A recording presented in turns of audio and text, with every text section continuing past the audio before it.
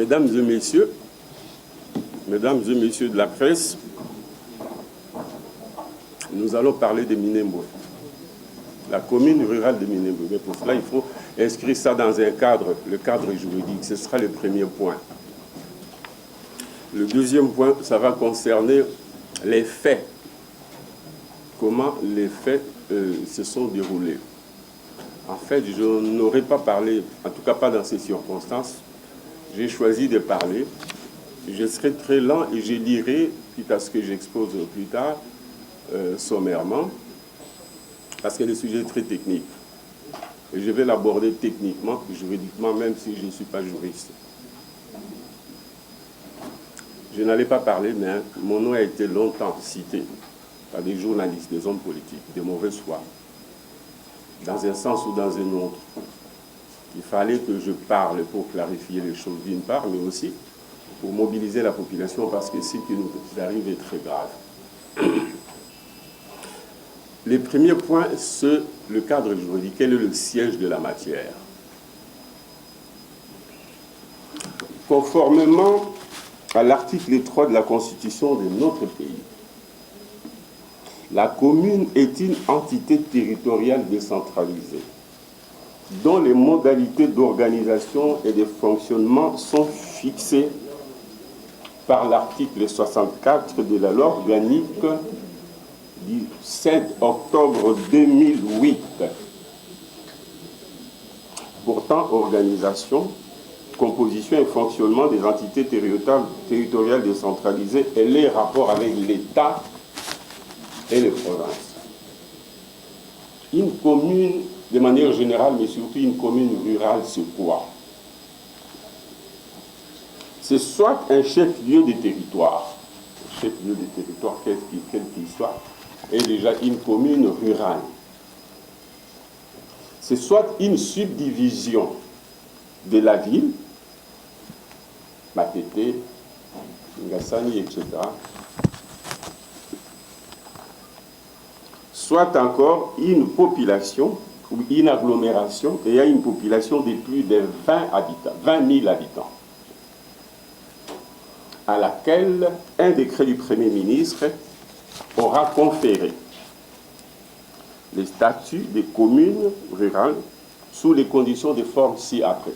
Donc c'est soit chef-lieu d'un territoire, chef-lieu, donc une agglomération représentant le chef-lieu d'un territoire, soit une entité dans une ville, une subdivision d'une ville, c'est soit encore une agglomération, qui n'est pas un chef-lieu du territoire, mais qui a plus de 20 000 habitants, à laquelle, parce que pour ce qui est du chef-lieu du territoire, le Premier ministre ne donne plus la qualité.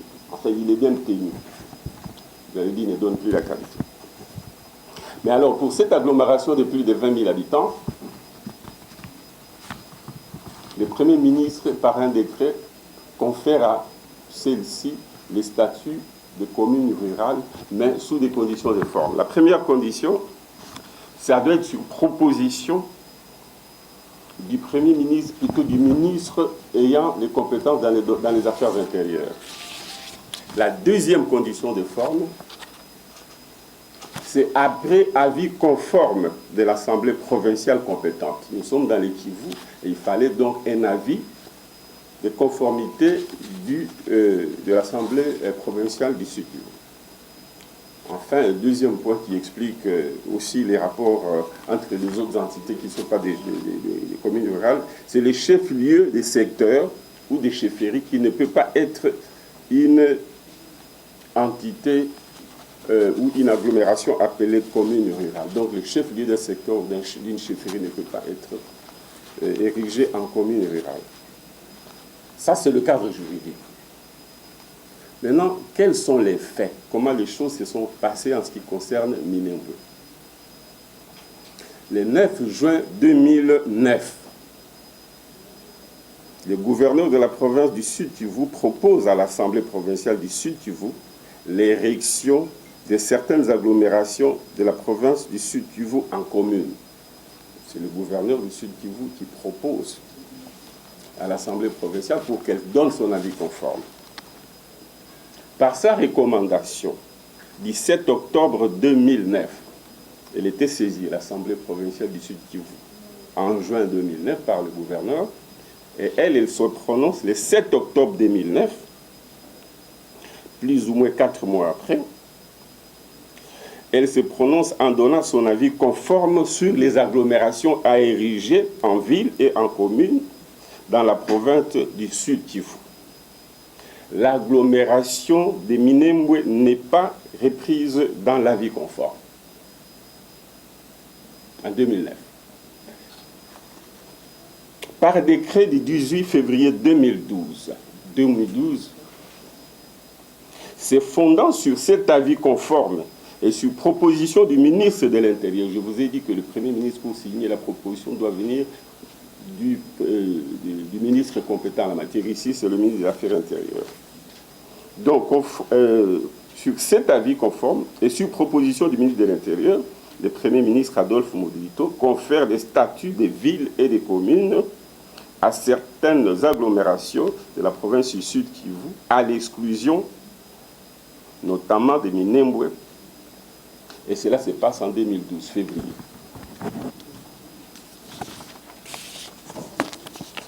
En juin 2013, soit une année et demie environ, en juin 2013, par décret, sur proposition du ministre compétent des Affaires intérieures, le Premier ministre Matata abroge le décret de son prédécesseur, Adolphe Muzito.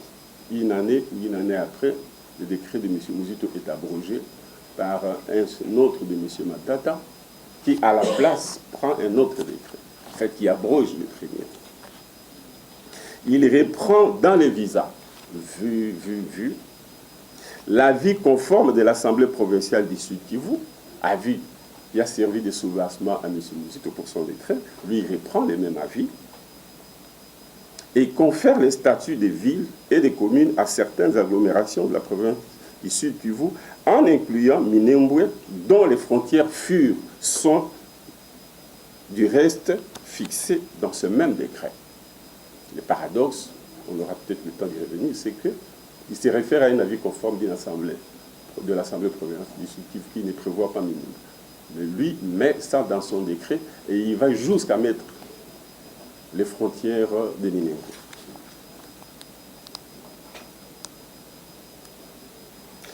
Par décret du 22 juillet 2015, nous étions en 2012, 2013, maintenant on est en 2015. 2012 c'est Muzito, 2013 c'est le décret de Matata, et maintenant on est en 2015, en juillet. Le Premier ministre Matata décide de surseoir à l'exécution de certaines dispositions des décrets évoqués si haut, du 13 juin 2013, donc son propre décret. Donc, il décide de surseoir à l'exécution de son propre décret une année après, j'imagine. Non, 2 ans après ou 3 ans. 2 ans après. Nous passons à un 4e décret. C'est celui de mai 2018. Le Premier ministre Bruno Tshibala, sur proposition des ministres Henri Mova et Azarias Roubera, décide de lever la surséance de l'exécution des dispositions de tous les décrets visés. Il prend un autre décret, M. Tshibala, il dit on lève la surséance qui frappelle le décret de M. Matata. On le réactive. Par son arrêté, maintenant on passe à l'arrêté, du 20 novembre 2018, se fondant sur la mesure des levées des surséances et sur le décret du 13 juin 2012, le Premier ministre Matata, ainsi réactivé parce qu'on a levé la surséance de ces décrets-là, lui-même a suspendu son décret, mais celui qui vient après lève la suspension, la surséance. Alors les premiers ministres, les vice-premiers ministres plutôt, ministre de l'Intérieur, M. Henri Mova, désigne à titre intérimaire dans la commune de Minembwe un bourgmestre et un vice-bourgmestre. Vous voyez les cafouillages qu'il y a. Alors, comment on peut décrire ce contexte de Minembwe?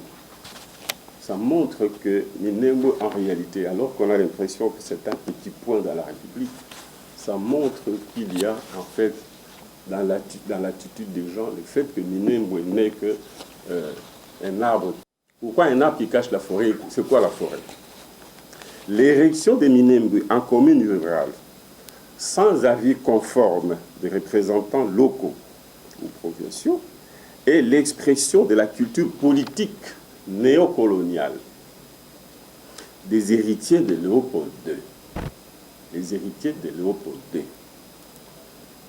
qui était un monarque étranger et qui, en 1885, à la conférence de Berlin, s'est accaparé de nos terres en les déclarant vacantes.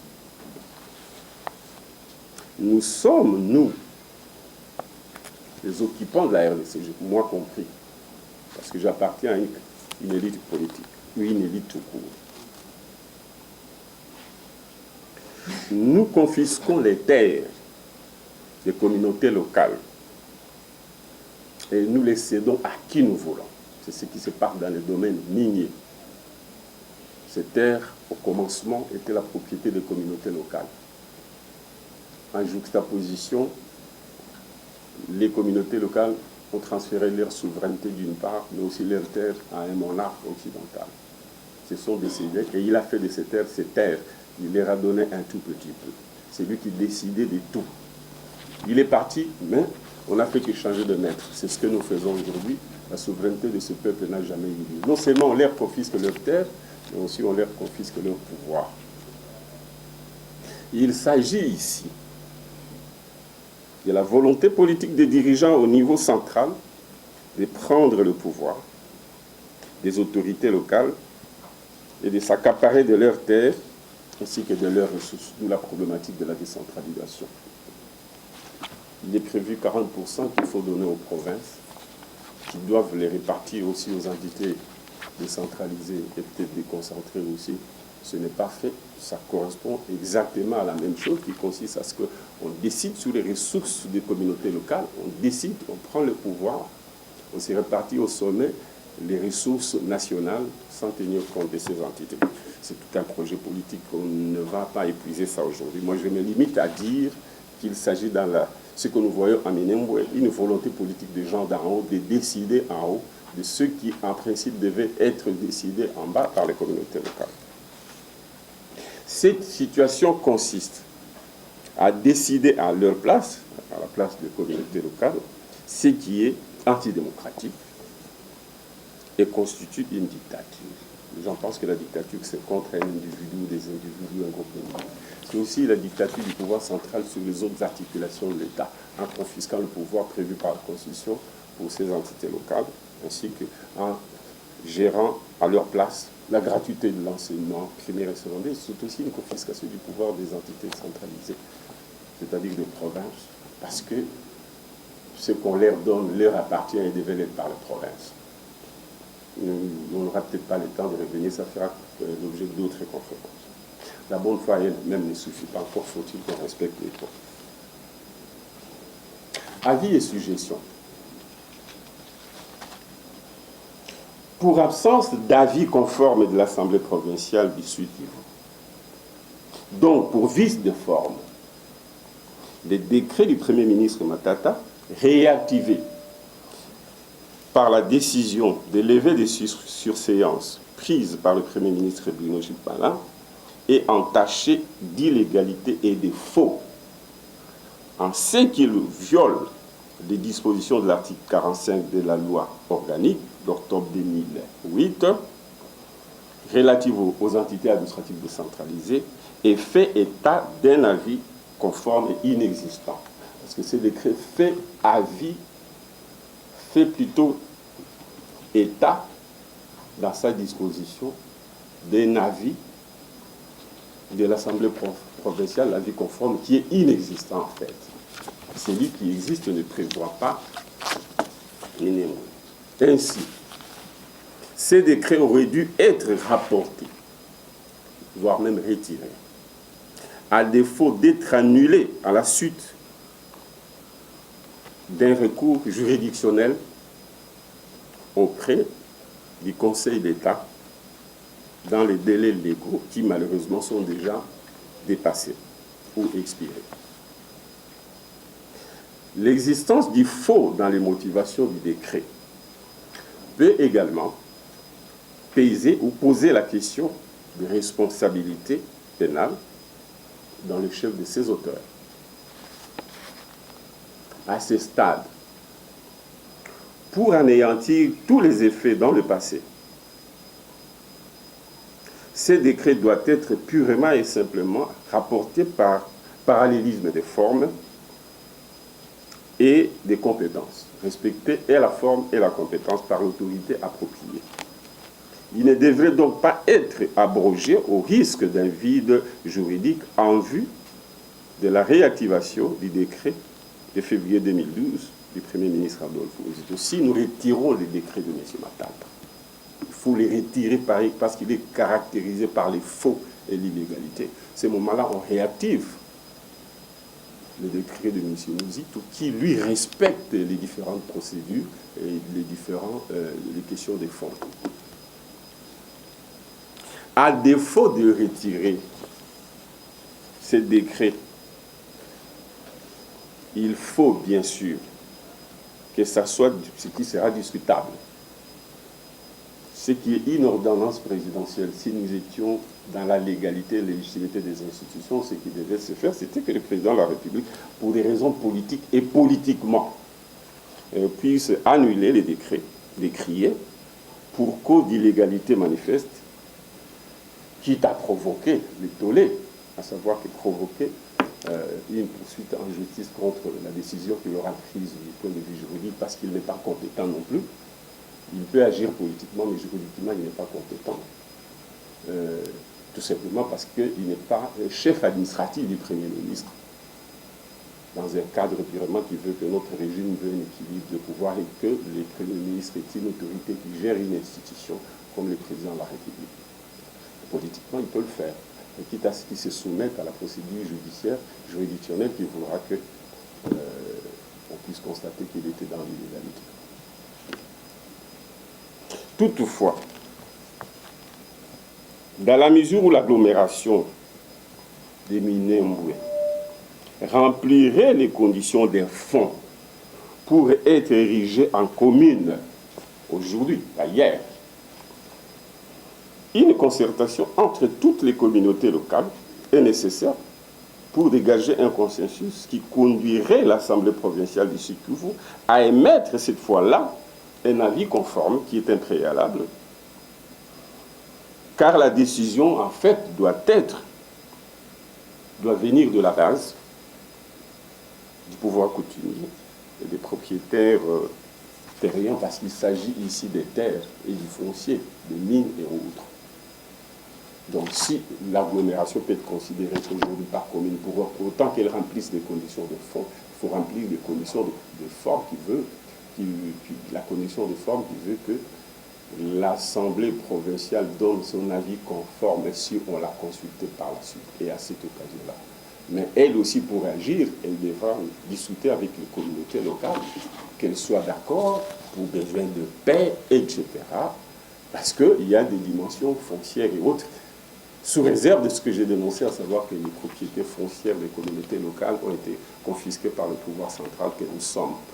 Depuis qu'on a eu la souveraineté internationale, ceux qui au commencement étaient souverains avec leurs terres ont perdu cette souveraineté parce qu'ils n'ont pas de titres pour les propriétés. On dit d'eux qui sont les chefs des terres, mais c'est tout simplement verbal.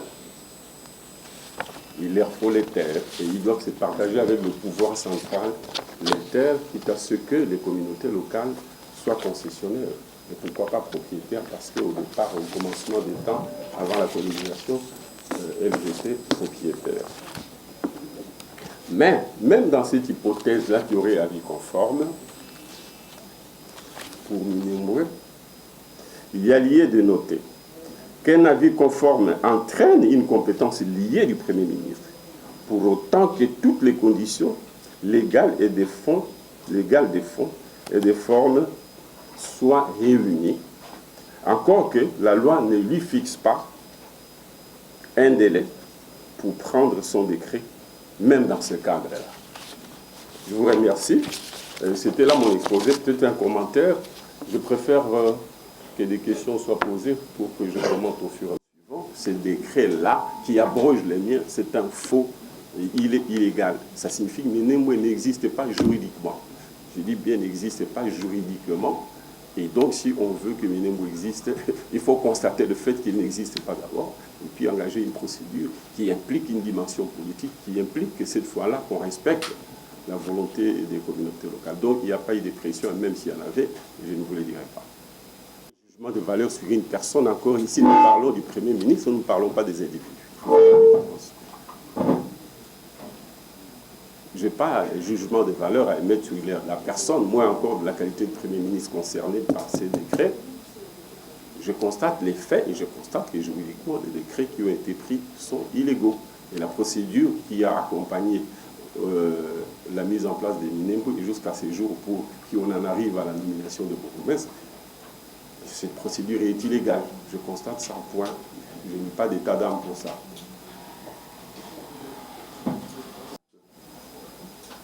Qui édicte Minembwe comme commune rurale est un faux. Je ne suis pas venu émettre un point de vue sur les personnes qui occupent Minembwe ou bien d'autres. De toute façon, je ne suis pas historien à cet effet. Il faut constater l'irrégularité qui a caractérisé cette démarche. On peut aller jusqu'au soupçon, mais ce n'est pas l'objet des discussions. Le moment venu, j'aborderai cet aspect du problème. Déjà pour la forêt, d'abord l'arbre et la forêt. Minembwe, c'est un arbre. Dans une très grande forêt que Minembwe cache. Donc nous nous intéressons seulement à Minembwe, alors que la plupart des communes sont victimes des communautés locales. Les provinces sont victimes du pouvoir central en ce qu'on leur enlève les ressources. On leur enlève les patrimoines. Les terres appartiennent au pouvoir central. Vous vous souvenez que j'ai été dans les Kwango pour relever une contradiction de mon point de vue qui voulait que des vaches étaient venues de l'Est pour s'installer dans le Bandundu, dans le Kwango, sans que les communautés locales aient été saisies et sans qu'elles soient d'accord. Les gens ont tendance à penser que j'étais contre le fait que c'était des toutis. Ça peut être ça, mais principalement, ce n'est pas ça. C'était le problème qui veut que l'État s'empare de toutes les terres, il prive aux communautés locales leurs terres, ne leur donne pas de titres à cet effet, parce qu'il n'y a jamais eu inventaire. Là-bas, Lok Bakajik a dit que l'État est propriétaire du sol et du sous-sol. Mais elle prévoit que l'État devait se partager ces terres avec les communautés locales, pour qu'on distingue d'une part les terres de l'État, d'autre part les terres des communautés locales, soit comme propriétaires, soit comme concessionnaires perpétuels, afin que les communautés locales jouissent de leurs droits, y compris en accueillant les Tutsis qui viennent pour négocier avec ces autorités-là, pour s'associer éventuellement avec leur accord, afin qu'on crée un capitalisme national qui montre au commencement des temps, il y avait des communautés qui avaient la féodalité, qui avaient des terres, et qui rentrent dans le capitalisme avec des développements en s'associant d'autres investisseurs qui viennent de l'Est, de l'Ouest, du Nord, de l'Europe. Cette situation veut que quand les gens viennent, ça pouvait être des gens qui viendraient par exemple de Massimanimba, vers le Kwango, ou qui viendraient d'ailleurs, du Bandundu, Congo, auprès des localités, qui seraient entrés en conflit, parce que ces personnes, de manière générale, seraient venues dire que c'est des terres vacantes, ou dire qu'elles venaient du pouvoir central, et ça créerait un conflit. Nous sommes devant cette situation-là, où il y a d'une part un conflit entre l'État qui a pris toutes les terres et les communautés locales qui ont été vassalisées. Ça vous concerne, parce que vous êtes tous des descendants d'une lignée qui a des terres à l'arrière-pays, mais vous n'avez pas de titres, ni vous, ni vos propriétés extérieures. Tout appartient à l'État. Et l'État, c'est qui? L'État, c'est qui? C'est Kabila, c'est Mouzito et de quel autre? C'est ce qui fait qu'ils s'emparent des terres, propriétés minières, foncières, ils s'associent avec des investisseurs, ils entrent dans l'actionnariat, et les communautés locales ne sont pas dans l'actionnariat pour quatre. C'est comme les Batéké ici. Ils ont été propriétaires, mais comme il n'y avait pas un projet politique pour les aider à entrer dans l'actionnariat avec beaucoup d'entreprises qu'on a hérité du pouvoir colonial ici à Kinshasa, ils ne sont pas des patrons, ils ne sont pas actionnaires, ils ne sont pas dans l'économie moderne. Voilà donc ce qui s'est passé, qui se passe à Minembwe. Oui, il y a un problème des terres, un problème des jouissances et des droits des communautés locales, parce que c'est ça qui énerve les communautés locales, qui voient leurs terres confisquées, qui voient leurs terres occupées, comme elles ont été occupées par les Léopoldais. Ça continue avec de nouveaux Léopoldais qui occupent les terres, qui les cèdent à qui ils veulent, ou qui s'en emparent, ou qui forment un capital là-dessus, sans que les communautés locales. Ça, c'est la propriété terrienne. Mais il y a aussi les ressources, les 40%. c'est confisqué par le pouvoir central. Soit que ce n'est pas versé, soit c'est versé suivant la volonté des gens du pouvoir central, qui prennent les décisions à la place des communautés locales, surtout à la place des provinces, pourtant qui ont des compétences exclusives, l'enseignement, la santé, l'agriculture. Voilà ce que je trouve comme forêt, l'essor des communautés locales, l'essor des provinces, qui ont des pouvoirs, qui ont des domaines, et pour lesquels la décision vient de Kinshasa, et surtout des dirigeants politiques sans respect des procédures et qui en fait agissent à titre personnel pour s'accaparer des droits ou pour faire plaisir à ceux qu'ils considèrent comme étant les leurs. Donc voilà l'arbre et la forêt. Maintenant, le président de la République, vous l'appelez président de la République, je vous les concède, mais nous ne reconnaissons pas son pouvoir ni le pouvoir des institutions actuelles. Je l'ai dit ici, c'est sous l'hypothèse que nous étions en situation de légalité. Voilà ce qu'il aurait pu faire. Mais maintenant, moi je pense que, il ne peut pas décider, parce que c'est ça la procédure, c'est pas la procédure pour un président de la République de décider, de l'agir par ordonnance. D'une part et d'autre part, il doit promettre qu'il va, encore qu'il l'a promis en disant qu'il va annuler ou qu'il annule. Il n'a pas le pouvoir d'annuler verbalement. Il peut annuler par décret, plutôt par ordonnance, et encore en le faisant, il poserait un problème d'illégalité juridique que je viens d'indiquer. Il le ferait politiquement comme il a semblé le vouloir. Mais juridiquement, il sera poursuivi. Ça, c'est d'une part.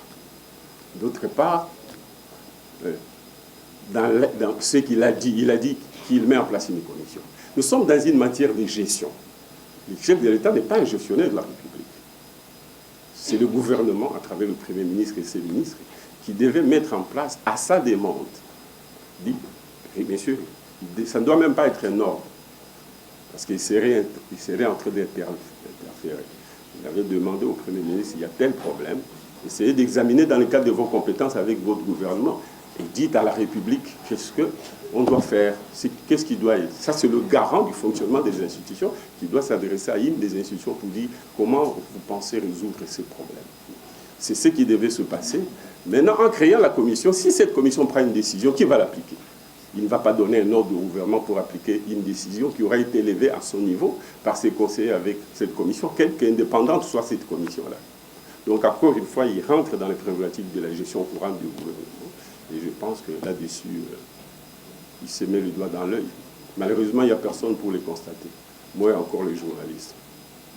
Transformer en néocolonisation, une nouvelle colonisation, cette fois-là, utilisant les fils du pays ou les pays voisins pour dominer la population. Quand je dis néocolonisation, c'est le fait que nous-mêmes, les dirigeants, nous confisquons à nos propres frères, à nous-mêmes d'ailleurs, les terres qui nous appartiennent ancestralement.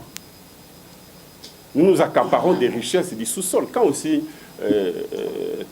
on signe un accord avec... bientôt là, il y aura Yinga.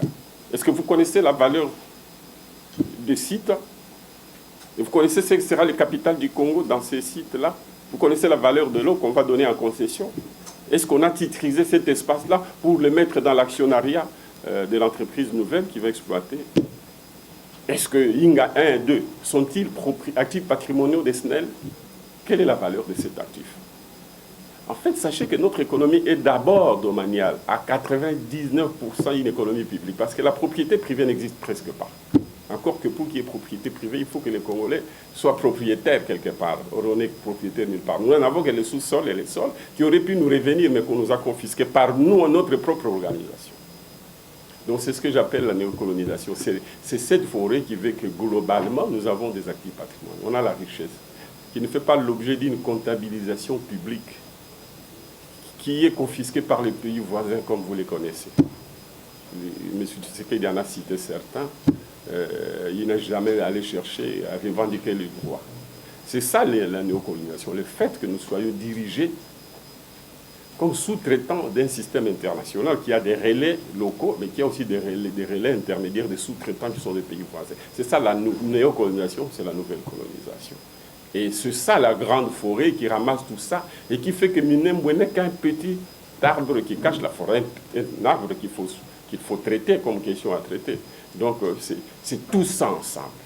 Ça concerne les problèmes des terres, contrer les problèmes des finances publiques. Ça concerne le fait qu'on n'ait pas de sécurité parce qu'on n'a pas de finances. Ça concerne qu'il y ait des jeunes gens, des délinquants, des jeunes gens qui demandent leur part. Regardez un peu ce qui se passe au Katanga, le Katakatanga. C'est des jeunes gens qui sont encore et qui demandent leur part obligatoire, qui veulent des routes pour eux là-bas, pour qu'ils participent à la vie nationale, puisqu'ils sont exclus, ils cherchent à revendiquer. Et ils adhèrent à tout mouvement qui les manipule, etc. Ils sont même en conflit avec leurs propres frères.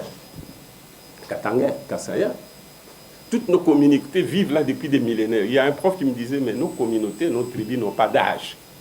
Est-ce que tu peux dire, les Balouba existent depuis quand? On ne connaît pas leur âge. Peut-être qu'ils parlaient différemment, il y a eu un métissage et tout ça, il y a des mouvements migratoires. Ces gens-là sont des frères, ils ont toujours été là, et nous, notre génération, et vous, etc., on va dépasser. Comment faire pour qu'ils soient ensemble? Pour qu'ils soient ensemble, il faut le mettre ensemble économiquement. C'est ce que d'ailleurs Nouvelle Élan va s'évertuer à démontrer dans son projet de société. Donc il faut le mettre ensemble économiquement. Vous allez voir qu'ils auront en communion des intérêts économiques, ils vont se brasser socialement et culturellement, parce qu'il y aura une unité des sorts, un avenir commun, au lieu de les diviser, alors que tous ensemble sont des victimes des oppresseurs que sont les dirigeants politiques. Ils sont divisés derrière leurs propres oppresseurs. Et donc c'est un peu ça l'arbre qui cache la forêt. C'est un symptôme, une manifestation d'une crise plus large et plus profonde. Il faut faire des réformes électorales, la CENI, la loi sur la CENI, la loi sur les élections proprement dites, et d'autres réformes sécuritaires pour qu'on aille aux élections et qu'on ait les dirigeants légitimes incarnant la souveraineté populaire. C'est eux qui vont régler cette question, parce qu'ils auront la légitimité nécessaire, ils auront la souveraineté du peuple, ils auront le courage de prendre ses responsabilités. Donc je ne vois pas des gens qui sont ici avoir le courage de le faire, la volonté de le faire, ni la légitimité nécessaire. Donc quand je parle de ce qu'on reprenne la démarche, ce n'est pas avec ce pouvoir. Je souhaite que ce soit notre pouvoir. Évidemment, ce pouvoir de l'AMOCA sera là à partir du moment où on aura fait les réformes. Mais ces réformes, pour bien obtenir que les gens les fassent, il faut faire pression, il faut une pression populaire. Sinon, ils n'accepteront pas de faire des démarches, plutôt des réformes qui vont les tuer. Ce serait se tirer dans le pied. Des gaietés de cœur, ils feront des réformes à leur image. Baninga baza gérer le pouvoir, baza même en faillite comme jamais auparavant.